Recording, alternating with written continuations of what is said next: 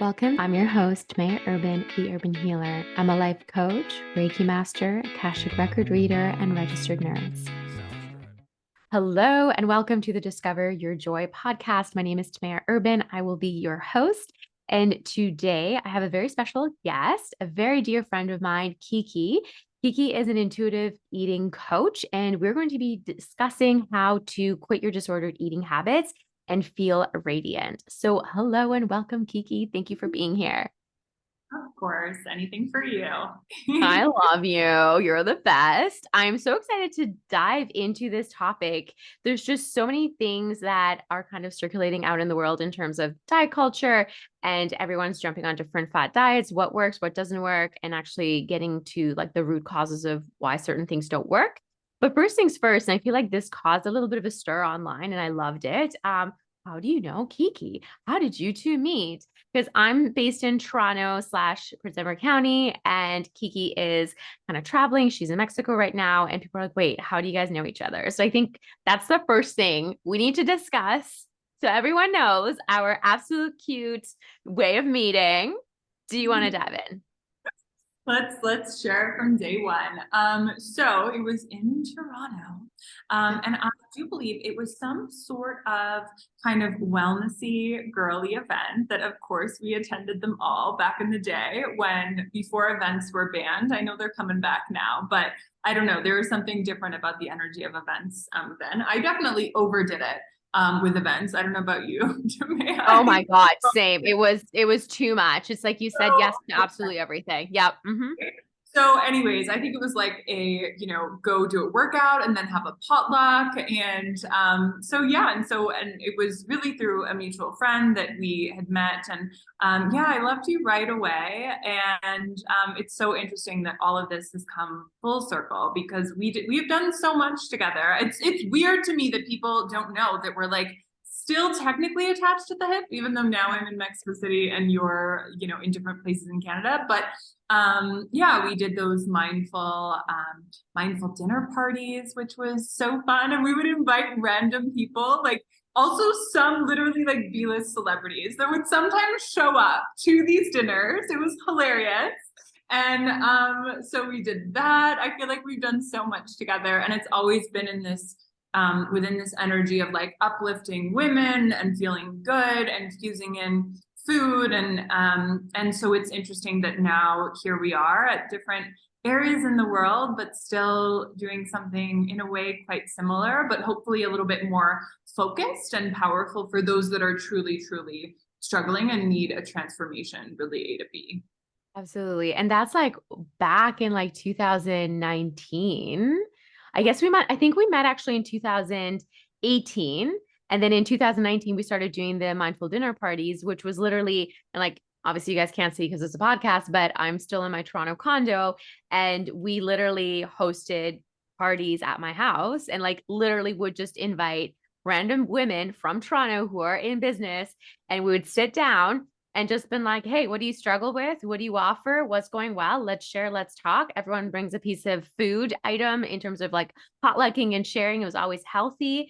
Kiki always added in some adaptogens just to make them more powerful. And then we would just like chat as women getting to know each other offline. And we like formed the most beautiful relationships. And it was the funniest thing ever because we would be like, okay, how many seats do you have? So how many like people can we invite? And we would just fill those seats and here you go. Love it. Literally.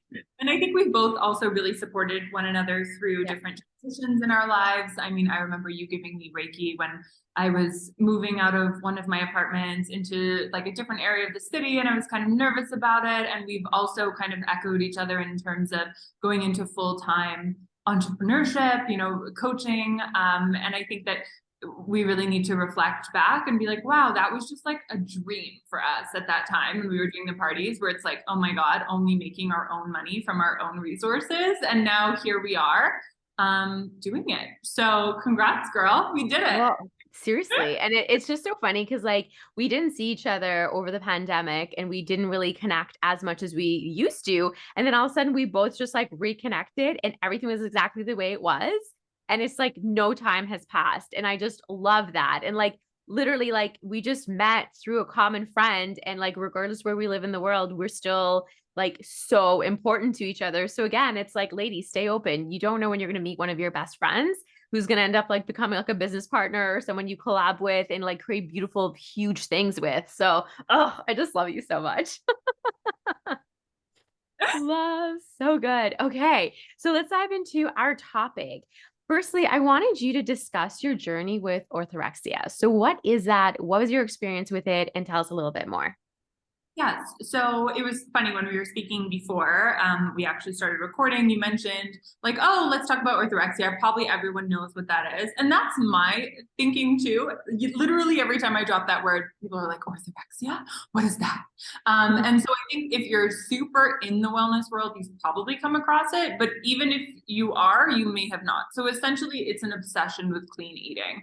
And I think it's a great I'm happy that the word exists because when I was going through it, orthorexia was only like, was very up and coming, so to speak. And so it wasn't like no one knew that term. And so everyone sort of was like, oh, she must be anorexic or bulimic. Like everyone just assumed like there are two sorts of eating disorders. And if someone has an issue with food, they're either anorexic or bulimic. And for me, I knew I wasn't bulimic in the sense of, well, I'm not throwing up, so I'm not that. And I never resonated with this term of anorexic because I never felt like I was starving myself. I was never counting calories. Like I had anorexic friends and I was like, no, like I'm not similar to them in any which way. But orthorexia is really an obsession with clean eating. And once I understood that, I could see it all around me. And so many of my friends had it at varying degrees, right? And for some, it wasn't consuming their lives. And obviously for me, it was, right? And it was just, it became this thing that ruled my life. Like, what am I eating? What am I not eating? When am I eating? And it was, I think I disguised it with, well, I want to be healthy and I just want to optimize my health and my life. But to be honest, there was also a huge, like, I want to be skinny, I want to be loved, and I don't want to be fat, right? And I want to glow. And becomes this, it's literally the definition of like taking being healthy to an unhealthy degree. And I was like a classic case of everyone looked up at me and were like, oh my God, you're like so into wellness and you're so healthy. And deep down, I was like, they don't know. Like I am messed up in there. I feel like we've all gotten caught in that though, because it's like, okay, what adaptogens are you using? Are you using a green juice? Like what supplements are you taking? What about this? And it's like, you have a couple influencers talking about a certain trend and then everybody's buying it and everyone's obsessed with that one thing. And then you like take it too far, but then it's like, do you even need that thing? Or are you just putting a band-aid on what's going on in your mind and in your like emotional life? Right? Or you get jealous of the people, like you feel like you've cut out everything bad in the world, and then you meet another person or like see another person online, and they're like, oh no, now I don't need this. And you're like, F my life. Like I need to take another thing out of my diet. It just becomes this like vicious cycle of like, oh my God, is there anything left to eat? Like for me, it was like vegetables. And then of course there was the whole like, don't eat these vegetables. These ones have phytic acid. I was like, are you kidding me? Like, Oh my God, absolutely. And I totally resonate with that because I definitely had that struggle as well at some points in my life. And I would say that like once I've really worked on the energy and like the actual limiting beliefs that were like holding me back as to why I was feeling that way, like my nervous system calmed down to the point where I could eat things. Like I could never eat dairy before. And now if I do, like I'm okay. I just choose not to eat dairy for my own reasons. But like if I do, like my world does not fall apart. And I don't need to be like, and this, and this, and this. It's like, well, I just had some soy, it was not ideal, but it's all good. Like my life is not going to fall apart. And it's interesting how we cycle through all that. Absolutely. Thank you so much for sharing that. My goodness, amazing. So tell me why mindful eating only takes us so far. Because that's also something that's really trendy. It's like, oh, I'm intuitively eating, I'm mindfully eating. But it's like, tell me why that doesn't actually work or not for everyone or not to a full extent. Yeah, so here's the deal. Mindful eating, even like intuitive eating, but I'll use the example of mindful eating, is wonderful if you are simply dealing with like mental chaos around food and you have a lot of anxiety. It is scientifically shown that it is very helpful for mental health, for anxiety. If you are looking to either lose weight or sustain a thin frame, then mindful eating isn't necessarily going to be your best path, right? Or at least the classic mindful eating. Mindful eating is really to help you, of course, tap into your eating experiences, which is wonderful, and really take the shame and guilt, also wonderful, out of your eating. With that said, it was never as structured or as sort of boundaried as I would have liked it. It felt like a really deep surrendering, which now I understand, of course, there is an element of surrendering, but it's more, Tamaya, with the stuff that you do in the sense of helping your nervous system become safe, like reprogramming your non-value-based beliefs. Whereas mindful eating, the classic way, is more so kind of surrendering to like, I am more than my appearance and my body and all that does. And again, it's not that I disagree with those statements, but for someone who's super in it and is super like, but I don't want to gain weight, like, but I don't want to get fat, like this idea of like, just love yourself and like, it doesn't matter, is not appealing. And it wasn't appealing for me. And I tried it, and you know, I would kind of cycle through it. Like I would do it for a bit, but then I'd be like, oh, I feel like I'm gaining weight, or I feel like, I'm gonna gain weight. So like, I don't really want to do this. And then I would just go back to either restricting or binging or a combination of both. So that's why the way that I teach it is very disciplined. It is very structured. There is a framework there so that you can truly believe that it's like, okay, I can do this and I'm not going to gain weight. Of course, if you are underweight, yeah, you will. I'm just letting you know, like if you're literally underweight, of course, but it's really weight stabilization. So you're going to come back to a healthy weight, and a healthy weight being no excess storage. And for me, I needed to believe that that was true in order for me to commit to anything.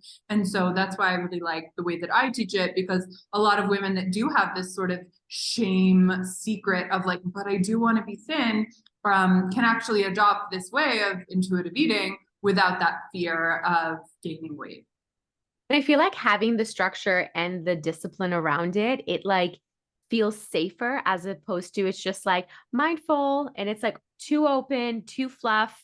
And again, mindfulness is super important, but like for someone who has that type of personality, or perhaps is going through that sort of a struggle in that stressful moment in their life, like having too much freedom, that like throws you off. Like you need steps, like steps make you feel good, because then you're like, did this, as you slowly get yourself back into a state that feels more balanced and like neutral in terms of your nervous system. Absolutely.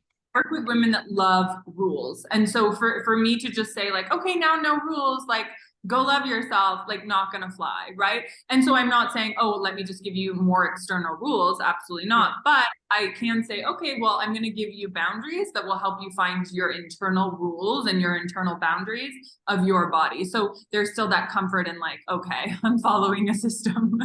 No, absolutely. And that like calms your nervous system, because like these are steps and this is what's going to happen. And it like almost like holds you. And I feel like the way that you said it was like, oh, now I love myself. Well, that doesn't, if you don't believe that, that doesn't work. And that's why just stating affirmations don't work. It's like perfect. And everyone's a millionaire. Are we all millionaires? No. But I said my affirmations every day for a month. I'm still not a millionaire. I'm like, yeah, what's your actual core belief underneath that? Slash, is your nervous system feeling safe to receive $1 million? Or do you think that's unsafe? And then you're going to be like, oh, hot potato, no thanks. Not going to call that in. So I think it's important for us to like dive deeper into just mindful, it's beautiful, zen, like namaste. It's like, no, it doesn't work. Yeah, in a circle. It's so funny you say that. The first, when I started working with a mindful eating coach who I then ended up firing, and like love her. And actually she's gone like really far. She's doing amazing. So like all power to her. But I remember first working with her, and she was like, well, she basically clued into the fact that I had a lot of my own value weight in my weight, literally in how I looked. And she was sort of like, you need to get over that. Right. And that for me was like the trigger of like, I cannot work with this woman. Like I cannot work with this woman who's essentially telling me like, your weight doesn't matter, get over it. Because I just knew it was like, okay, whatever you're about to teach me is not going to work for me. It was like, no. Yeah. And maybe if I was 40 or 50, or I think with age, I think, things change. But for me, as someone who was in their mid-20s, I was like, hey, next, please, like not ready to go there. Yeah, no, absolutely. And I mean, when it comes down to it, like your weight is not about weight. Because it's like, we all know, well, if you work out and you eat like a certain number of calories, I'm not saying count calories, but it's like, it's a numbers thing, like how much is coming in, how much is going out, then you know what's going to happen. So your weight always has to do with, do you feel safe to be seen? Like literally the weight is extra weight for you to like push things away. But then it's also in a way of like, well, the smaller I am, the like the less people are going to see it, or the more like positive feedback I'm going to get. And that like comes down to things like money as well. We all know 2 + 2 is 4. Why is everyone struggling with debt and like sorting all their like finances? It's not the numbers, it's the what's underneath it. What does it mean to you? So I think that's really important to mention. So the other thing I actually wanted to talk about, which kind of like flowed in perfectly, no surprise. Tell me why restrictive eating and excessive exercise don't work. All right. So, in terms of the restrictive eating, when you are restricting in any form, you are in a state of deprivation. When you are in a state of deprivation, you will naturally want more of that thing that you're depriving yourself of. And so the body always wins. So, whether it takes, and for some of us, we're super strong. I was in deprivation for years before I started binging and overeating. And I remember one of my therapists saying, like, Kiki, you're going to start binging. Like, and I was like, I just looked at her. I was like, this woman is totally insane. Like, she does not understand I need to be thin. Right. But of course, right, inevitable, I started binging. And so, while I'm not against a particular period of, maybe omitting foods from a place of like self-respect and love, sure. But if you are in this state of like, okay, like I have to either count my calories or weigh my food, or, oh, like I can't eat this and I have to eat this, or whatever it is, you are literally telling your body like, crave more, right? And so we really have to get ourselves into a state of abundance of I can always have whatever I want whenever I'm hungry, so that we can truly just maximize the feeling of pleasure in our body. Because here's the deal, our bodies naturally want to be thin and they do not want to carry excess. So as long as we're attending to the now and attending to what feels good for me now, guess what? When you're hungry, food is going to feel good. When you're not hungry, food is actually, yeah, it might have like an instant, benefit, but the overall net benefit is that it's going to make you feel heavy, weighted, blah, right? And so it's really getting into this state of like, I have total freedom, total choice. And because of that, oftentimes you end up choosing less, or you end up choosing better choices, or like the healthy food that you wanted to crave in the first place, right? But like, let your body naturally come to that. In terms of over exercising, that's more of like a hormonal thing. If we are stressing out our hormones and essentially telling our bodies, especially as women, like, I'm not safe. I like, it's literally oftentimes what I see with women is they're doing way too much high intensity or cardio, and their body is being programmed to hold on to more fat because it's in this state of stress, right? And it's in this state of like, I need to keep myself alive. I'm not going to like focus on burning fat, right? I need to retain fat because I don't know when I'm going to get it next. It feels scattered and unsafe. And so oftentimes it's a matter of, especially for women that are so focused on carbs, oftentimes it's a matter of increasing their carb intake and reducing exercise and like doing some yoga or nothing at all. Like I will often say, like, do you want to do exercise? Because it's totally optional in the sense of losing weight. Exercise is amazing for mental, health, for strength, for sculpting, all of those things, of course. Is it an effective strategy for weight loss? No. Exercise is not effective strategy for weight loss. Exercise makes you more hungry and therefore you'll eat more, like especially cardio, right? And so weight training, there is some benefit in terms of sort of speeding up your metabolism, but even that, it's not necessary. You can lose weight without doing any exercise. You might be depressed if you never take a walk, but it's just, we need to separate those two things. No, absolutely. And I think that's so important to know, because I feel like, especially back in the day in Toronto, there was always this huge thing of like, you got to go do your HIIT class. You're going to another HIIT class. And like, I was one of those people. Like, I used to go to a 6 a.m. or 5:30 a.m. HIIT class before my 12-hour. Yeah. Well, it's like, but then before my 12-hour nursing shift, like, Yeah. what? Oh, Totally. I would have like a full work day and then we'd go to those events where it's like, okay, and then there's Yeah. boxing. And then in the morning it'd be like, Tamaya, come to Equinox with me at 6 a.m. And like, Yeah. we were just like, yeah. And Yeah. when you're like 22, sure, you can put the body through a whole bunch of stress. I mean, I was losing hair, but still, I was like, I looked like I was thriving. Um, but I was literally like killing myself. No, absolutely. And it's like, it's so not good for your body because then it's like, if you're already like stressed at work and your personal life, and then you're literally putting your body in a stress state because you're doing a HIIT workout, like you're going to be bloated, you're inflamed, like you're not going to be losing weight. And like you said, then you're in a stress response being like, oh my God, I'm going to die. I need to eat. And then what do? You eat. And then it's like, oh, well, that was useless. Like, I don't even want to think about the amount of money I spent on gym memberships and what I put my body through. But then all I had to do is like pay even more for the supplements to help with the bloating because I'm now inflamed because I'm working. Food that I would sometimes overeat, right? Oh my God, totally. And it's so funny because as well, oftentimes I would exercise knowing like, okay, and then I'll eat. Or it's like, oh, whatever, I'll just eat more because I'll exercise. And again, like rules of eating always lead to overeating. And so it's like, oh, is it appropriate for me to just stop now and feel comfortable? Or am I going to stretch my stomach because, oh, well, I'm going to go do a HIIT class? It's like, yeah, no, that's not the strategy, babe.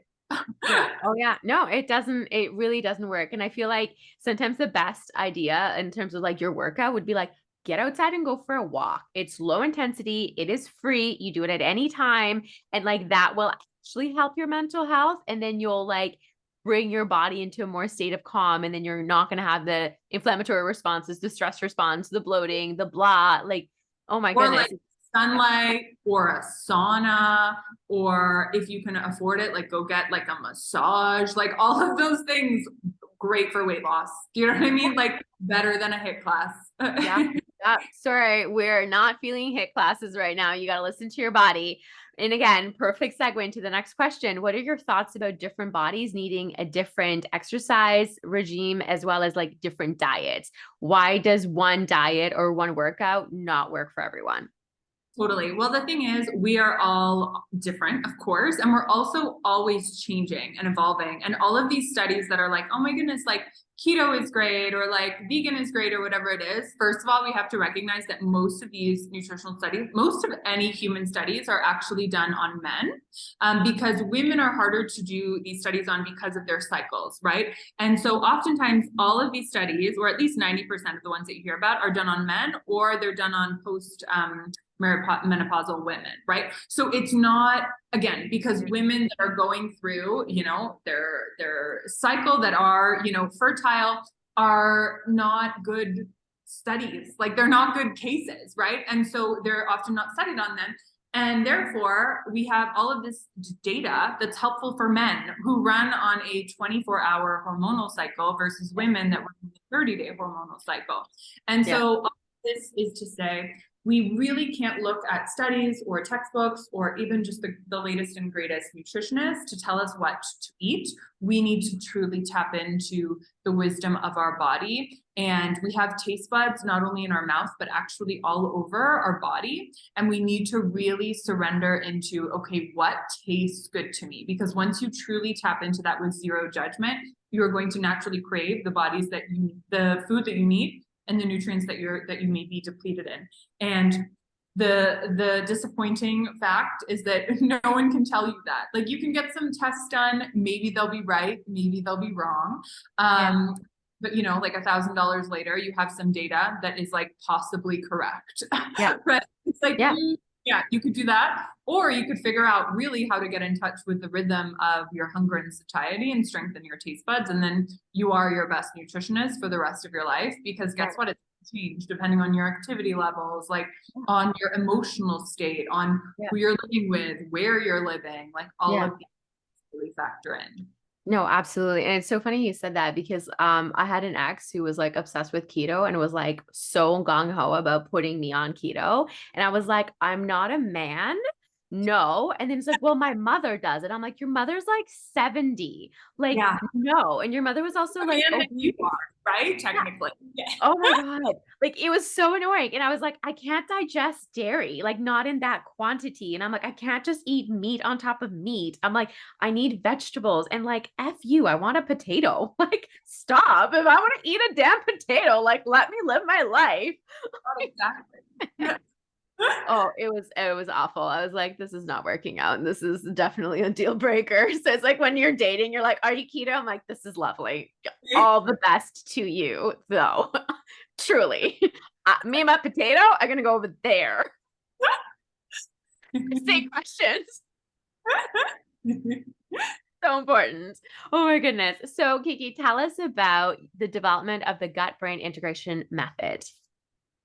Yes. So essentially, I eventually found a coach that really, really helped me because, and the first step was her actually allowing me to admit that I wanted to be thin. And she didn't shame me for that. She was like, yeah, of course, Mhm. Kiki, like the body wants to be slender. Like, that's fine. And I was like, wait, what? Can you say that one more time? Like, are you sure? Because I was so used to all of these therapists and coaches and all of that just being, okay, Kiki, well, we need some work on self-love. And like, and I was like, oh my God.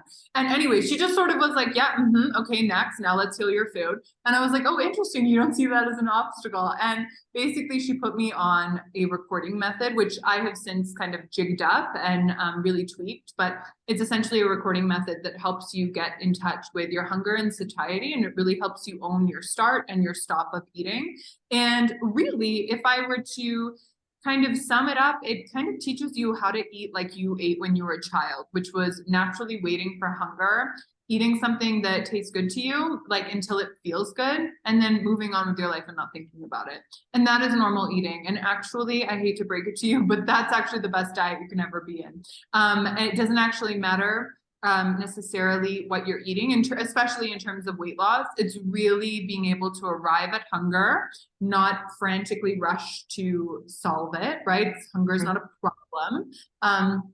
And then yeah, choosing something that tastes good to you, enjoying it, and moving on. And it sounds so simple, but we really complicated it in like the wellness world. And so it's a very particular kind of intense method. It's not time intensive, but it is like it requires every day doing it.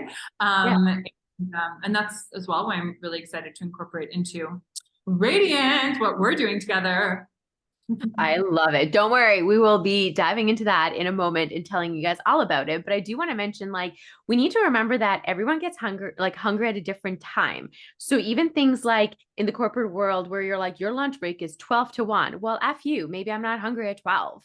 And it's like I know for me during nursing as well, it's like, well, you don't get a break until 5 p.m. and you started at 7. And I was like, well, I was hungry like 5 hours ago. And then it's like, no, you eat now. And it's like, that's not how your body works. So it's just, it's, I think that process of unlearning the way we were taught that this is how you have to eat when that's not how it works. It's like listening to your body and how like detached are we from any of those cues? Like your hunger cues is huge. It's like people just ignore it. And it's like, are you hungry or are you thirsty? Like that's even like a huge thing that people don't realize because we live in our brain, in our head, overthinking. And then all of a sudden this thing underneath us, this body, you're like, oh wait, that has sensation? I'm like, yes. It like Yeah, tells you information all day. exactly. And that's exactly why we don't need to think about eating. It's because we have stomachs, and stomachs give us visceral sensations, which Yeah. essentially communicate to us and help us stop the movement of life because it's like, hey, by the way, like I need food, right? And you mentioned one of them, one of the non-value based beliefs, which is, oh, I have to eat at certain times in the day, right? Like, oh, I have to eat breakfast or I have to eat at noon or whatever it is. But that's just one of them, right? Like I never really struggled with that. And yet I did overeat. For me, it was more like I felt like in order to be full, I needed to feel like kind of full and heavy, right? Like I came from, I was raised mainly, my mom was British, but I was very like kind of cultured by Greeks. My dad is Greek, and we had a lot of Greek family, and it was always a rush to eat. It was always eat until you feel full and heavy and kind of gross, to be honest. And so that was always just my conditioning of like, oh, need to rush to eat. And then as soon as you feel any sort of like space in your stomach, you got to rush to eat right on again. And it's just like this, like you live your life just like God forbid, like just chasing hunger. And so I really had to reprogram that. And again, it's a matter of pulling out what are your non-value based beliefs that are running the show. And, we can do that through our mind, but we really have to do that through our body and through a deeper level of, somatic experiencing. Oh my goodness, absolutely. No, I love that. Now, how would you say you can balance the desire to be healthy without turning it into an obsession? Like, how do you stay grounded? Because I mean, like, being slender is healthy, like in overall, like cardiovascular health and like on your joints. And like, there's so many reasons. I mean, like, obviously, being overweight, there are health concerns. So it's like, how do you be quotations healthy, but then not get into like orthorexia and like taking it too far? Cause it's like, like that's like a thin line. Totally. And so the thing is I always really preach for make it a feeling based decision versus a head based decision. So Yeah. for instance, if you're eating gluten and it feels bad for you either in the moment or afterwards, and then you decide, you know what, I'm going to take a little break from gluten, and I'm not against gluten, like gluten works well for people and not so well for others at certain periods of time, just as an example. So if it's a feeling based decision, then sure, go with that, right?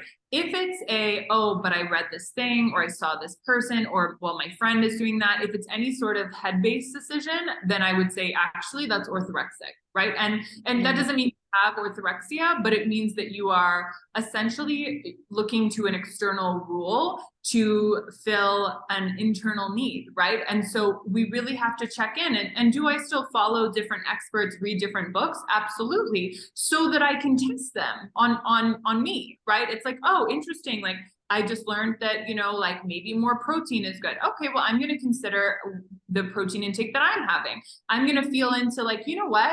Have I checked out of my need to kind of like eat more protein lately? And have I not really been open to like listening into perhaps I need a little bit more? And like, how does a little bit more feel for me? Right.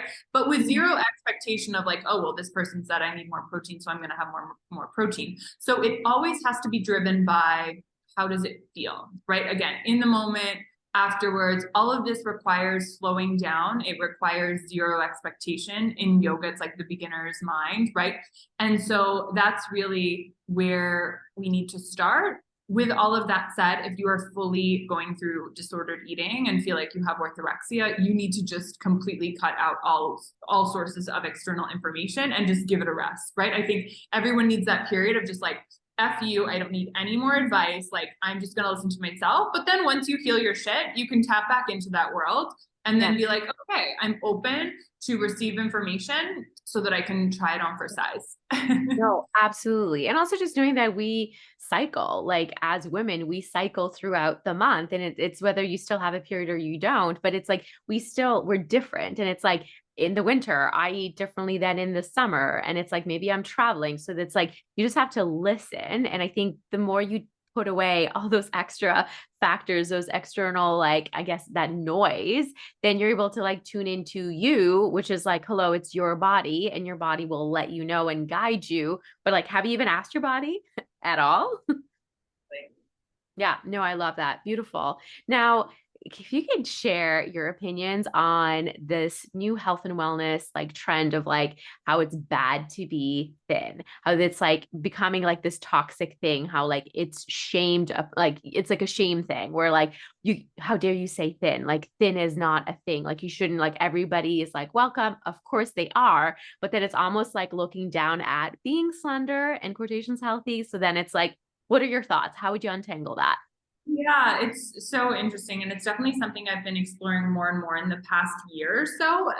As I've become more comfortable, in healing my own relationship with food, helping other women do the same, I've really recognized that there's such a theme and a pattern with the women I get on calls with right away before we start working together. It's like the elephant in the room that they just don't want to address, that it's like, yeah, well, Kiki, like, actually, like, I want to be thin. And they're like waiting for me to, just tell them that they're disgusting for even thinking that. Right. And I'm like, And so I just think that, there's fat acceptance. Why is there not skinny acceptance? Right. Skinny is literally banned right now. If you type in skinny on Instagram, nothing will come up. Like, it's like, what? And it was interesting because I addressed this on Instagram the other day, and someone was like, well, thank goodness they banned it. Like, there's so many women that I know that want to be skinny. Like, I'm so happy they banned it. I'm like, there's women I know that want to be pretty. Are we going to ban the word pretty? Like, you know what I mean? It's like, oh, should we just ban everything aspirational? And so the thing is we really just have to recognize that, like, if there's a certain body that works for you that you feel good in, that you should wholeheartedly accept that. And I just don't want this stigma to let you that gets in the way of you actually achieving the body that you like. And it really it encourages self-sabotaging, because so many women are like, oh, well, I shouldn't be skinny anyway, so like whatever. And it's like, no, like if you feel better in a lighter weight, in a lighter frame, that is your choice, and you should not feel guilty about desiring that. And you can go ahead and take steps to do that do not involve any sort of deprivation. With all of that said, if you do not choose, if you don't want to lose weight, if you want to, all good. Like, I also work with women that they literally have fears about being too thin, right? And so I'm not even trying to say like being thin is the best way. I'm just saying, if you want to be thin or if you want to be bigger, like, it's all good. Like, we can, but it's like, can we utilize that word without shaming women into wanting to be thin? And it's so interesting. I was speaking to one of my male friends, and I was mentioning this, and he was like, wait, what? Like, people are getting upset that people want to lose weight? And I'm like, oh yeah, like, you don't even understand the wellness world right now. Like, it's so swung the other way that, like, we're all just like, yep, acceptance, acceptance, acceptance. And it's like, great, we can accept, but that's the first step. The first step is accepting where you're at and respecting where you're at, so that you can make a decision of, would I like to change? If you decide no, wonderful, like, go live your life, enjoy. If you decide yes, there are ways that you can go about that don't involve, like, I don't know, beach body. Yeah, no, absolutely. And I feel like that's really important to mention, where like skinny or thin, that's not necessarily a number, and it's not a certain look. Like, everyone has an optimum weight of when they're eating in a way that they're full and they're happy and it feels good. But it's like, I know when I like gain a little bit of weight, it's not like, oh my God, like I have a little bit of like an extra bit around my belly or something. But then I'm like, I don't feel good. Like, I feel sluggish. And it's because maybe I wasn't eating things that work in my body, or I was overeating because, I mean, like, maybe I was stressed, whatever.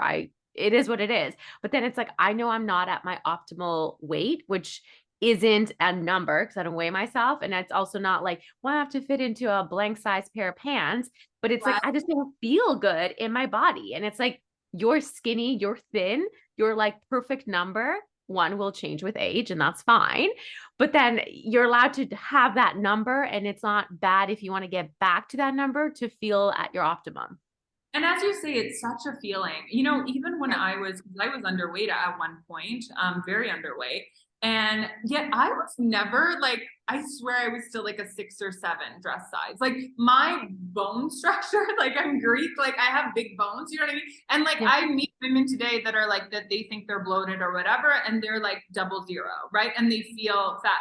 And you know, maybe they are, maybe they aren't. I don't really know. Like, we only know ourselves, right? But it's also so interesting that it's like, it also isn't just, it's not, oh, because I'm this weight or whatever it is. It is feeling, and it's feeling light in your body. And so many of the women that I work with, especially those that had been, you know, binging gum, or, you know, like all these kind of like zero sugar things and all of that jazz, and they're eating so much volume of food, especially the women in like in fitness, where it's all about very like low fat and like high protein, all this jazz. Within like a week, they're like, Kiki, like, I actually feel like so much skinnier. It's weird. Like, and I'm like, yeah, because you're not bloated, like, you're not inflamed, you're calming your gut. And that's why you're shrinking, right? It's not because, and you're eating higher quality, richer food instead of like volume of like 3 cauliflowers for breakfast. Yeah. Oh God, that sounds awful to me. Bless, but not for me. Thank you. Intuitively, my body just said, That's a hard no. Thank you so much. Oh my goodness. Now, tell me, what kind of clients do you usually work with? Because I know you kind of mentioned it's not just somebody who's wanting to lose weight. It might be somebody who wants to maybe gain weight because they are underweight. So who would you ideally work with? Yeah, so it's really any woman that feels like she has some sort of issue with her eating, and it's causing either weight gain, it's causing frantic thoughts about eating that it's really consuming her life, or it's causing gut issues like IBS, diarrhea, constipation, sometimes a mix of both. So it's a twofold of there could be actual just like tangible physical concerns, whether that be weight loss and she really needs to actually physically lose weight, or it's a mental game and it's just like I need you to get me out of this prison because I know it's not doing me any favors.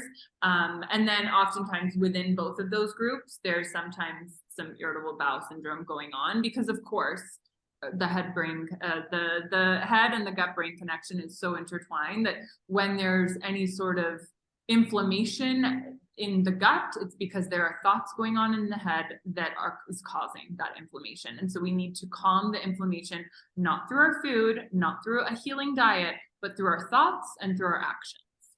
Absolutely. No, I love that. Well said.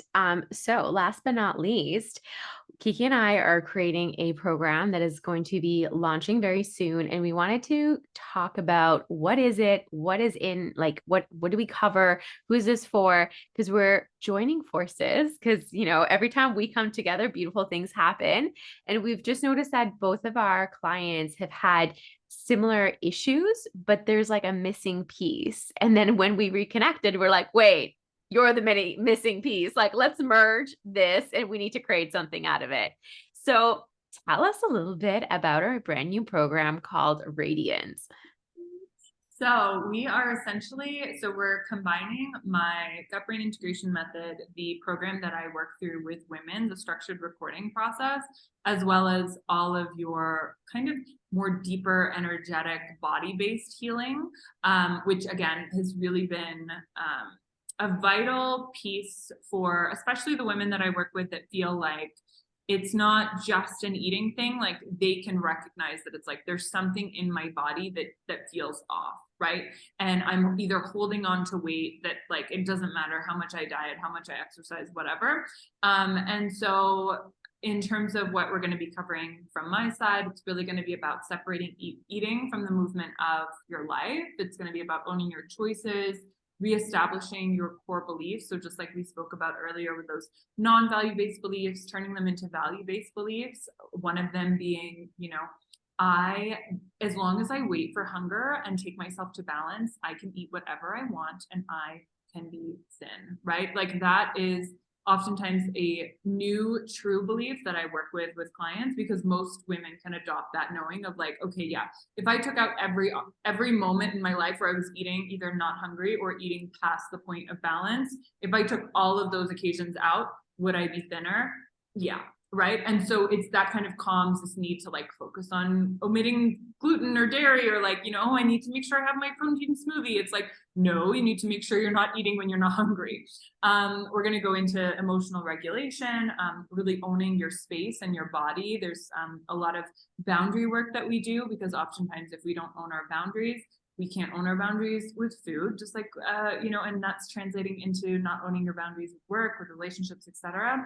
And then we're going to get into your intuition, manifestation, really allowing you to have these aesthetic pursuits as it relates to your body and your health, because that is okay. And as long as you do it in a way that's supportive and empowering, so that you can feel good about it throughout the process. And then obviously when you reap all the benefits of it at the end.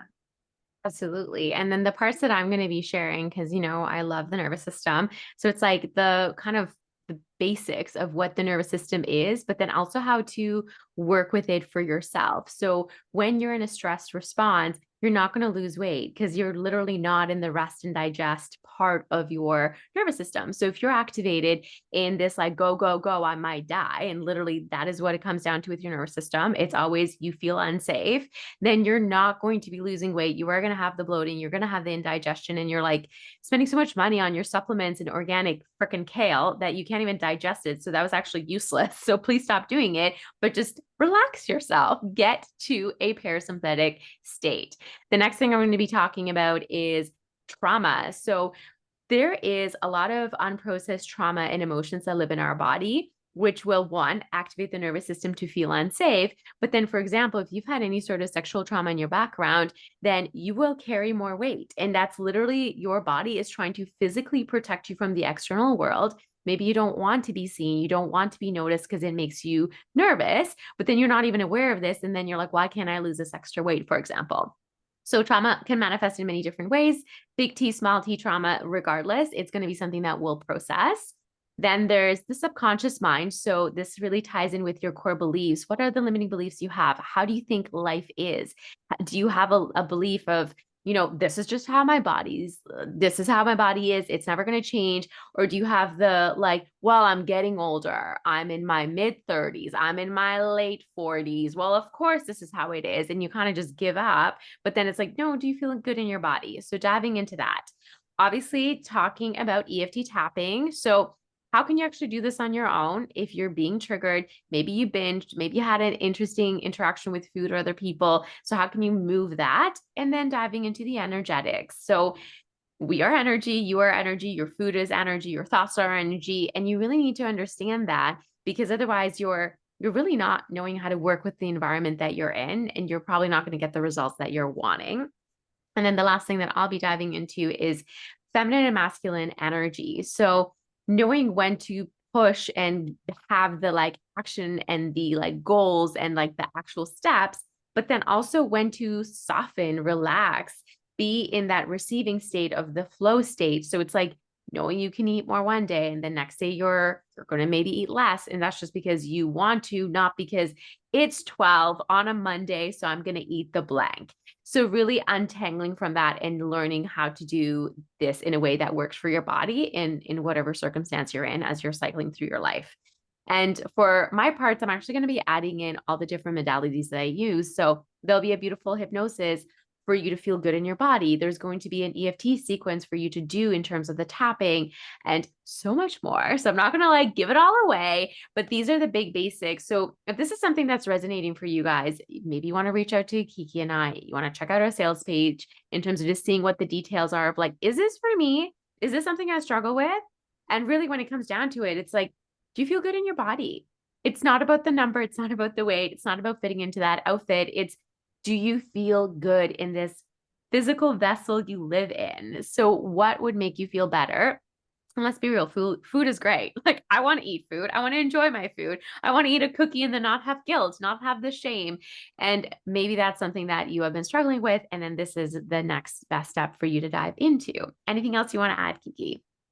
I want to just touch on, I'm really excited for you to bring the feminine component, like that feminine energy, the tools around that. And I know that like even as women, we have feminine and masculine, but I feel like for a lot of women that I've been working with, especially recently, struggling with PCOS and losing their periods and just really feeling, it's clear that it's like, you are not being a woman, you are being a man, right? You were eating like a man. You were, and I don't mean like big portions or anything like that, but in the sense of like the structure, the discipline, the pushing, the force, right? The stress. And so it really comes down to like, how can you tap more into your feminine energy so that you can get your period back, so that you can heal your PCOS, so that you can heal that mode, so that you can heal all of these things that, I mean, I suffered with PCOS and now I'm fully recovered. But I think the key piece for me was actually really tapping into my feminine energy. It wasn't like,